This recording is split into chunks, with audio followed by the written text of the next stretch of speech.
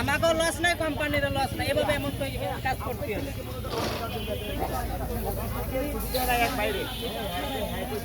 এটা মধ্যে কি ভাই ভাই ওই যে একটা রাইডার আছে এ সিনিয়র রাইড রাইডার আছে একটা ভাই আমার ফোন ধরে ভাই ভাই আজকে আমাদের আন্দোলন আছে পাঠক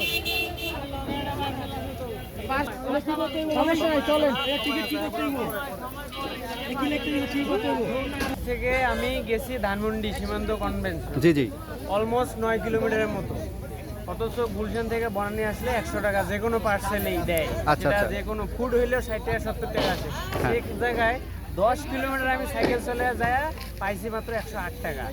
আর অর্ডার ছিল আপনার 126 টাকা, বাকি টাকা কোম্পানি কাইটা নিচ্ছে। তাহলে এইভাবে যদি হয় তাহলে আমরা কীভাবে কাজ করবো? এ থেকে তো ফুডে ভালো আছে।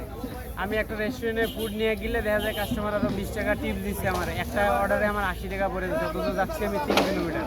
আর এখানে 10 কিলোমিটার যাওয়ার পর আমি পাচ্ছি কয় টাকা আপনার 100 টাকা মাত্র, অথচ কতগুলা জ্যাম কতগুলা সিগন্যাল সব পাড়ায় যাইতেছি। আবার কয় ঘন্টা সময় লাগলো?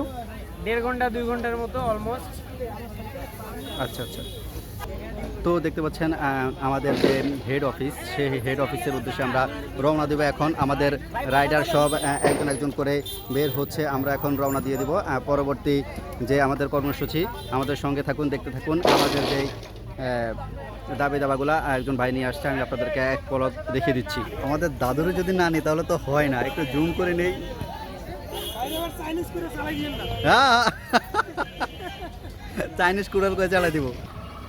তো আমাদের রাইডার বৃন্দ এখন আমরা সবাই রওনা দিয়ে দিয়েছি।